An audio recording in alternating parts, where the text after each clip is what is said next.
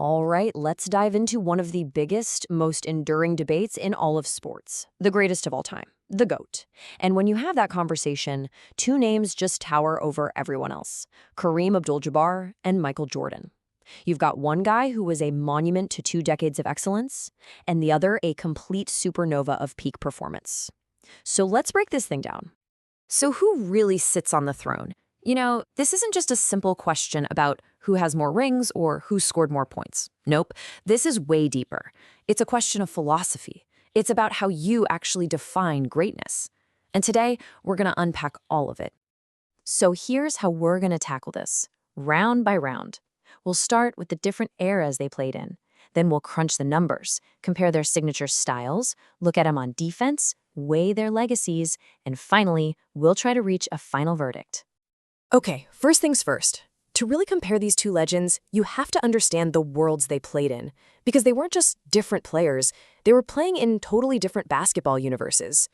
Think about it. Kareem was bottling it out in the 70s and 80s. It was a brutally physical game down low, a real land of giants. You had guys like Wilt Chamberlain and Moses Malone ruling the paint. The three-point line wasn't really a factor yet. But Jordan, he came up in the high-flying, media-crazy 80s and 90s. The game was faster, way more athletic, and it was tailor-made for TV, turning star guards into global icons.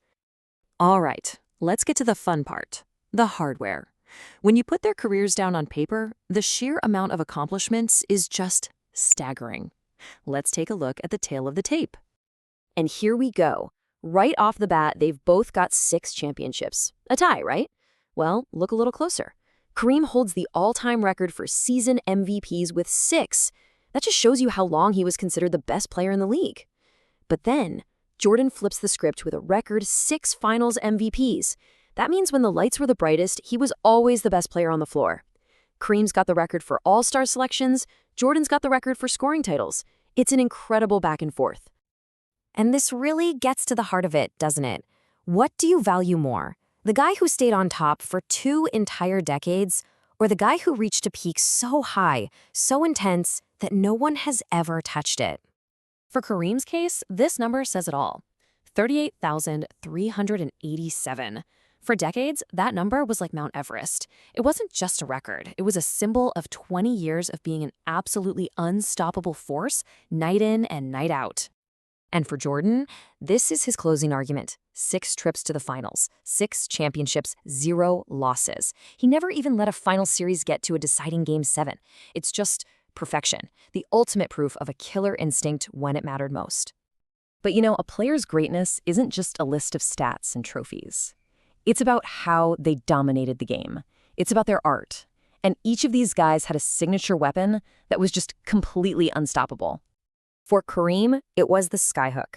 This thing wasn't just a shot, it was basically a cheat code, a graceful, high-arcing shot that was physically impossible to block. It was pure science, a perfect, repeatable move that he used to score thousands upon thousands of points. And for Jordan, it was that iconic fadeaway jumper. I mean, if the skyhook was science, the fadeaway was pure art. It was just a breathtaking display of athleticism, body control, and just an insane will to score. He'd rise up, create space out of thin air, and drain it. It was dominance in the form of a jump shot. So their whole offensive philosophy was worlds apart. Watching Kareem was like watching the tide roll in. It was methodical, relentless, and just inevitable. You knew he was going to dominate. But watching Jordan, that was like watching a lightning storm. It was explosive, unpredictable, and thrilling. He could strike from anywhere and just overwhelm you. But hey, these guys weren't just offensive juggernauts. To even be in this conversation, you have to dominate on both ends of the floor. And believe me, these two were absolute terrors on defense. Kareem was the ultimate anchor, an elite rim protector who made you think twice before even thinking about going into the lane. I mean, 11 all-defensive team selections, that says it all. He was a wall. Jordan, on the other hand, was a predator on the perimeter, a ferocious defender with lightning-quick hands. He made 9 all-defensive first teams and won a Defensive Player of the Year award, which is almost unheard of for a scoring champ. Their greatness wasn't just contained inside a basketball arena. Their influence completely reshaped culture itself. But they did it in profoundly different ways. The contrast in what they represented off the court is just as stark. Kareem was an intellectual, an author, a powerful voice for social justice and civil rights his entire career. Jordan became a different kind of icon, a global phenomenon. He turned Air Jordan into a brand that went so far beyond sports, it's not even funny. He changed sports marketing forever and became one of the most recognizable people on the entire planet. And this quote really just sums it up perfectly. Kareem's impact ran deep, challenging society. Jordan's impact was broad, reaching every single corner of the globe. So here we are. We've seen the numbers, we've seen the styles, we've seen the legacies. It's time for the final verdict.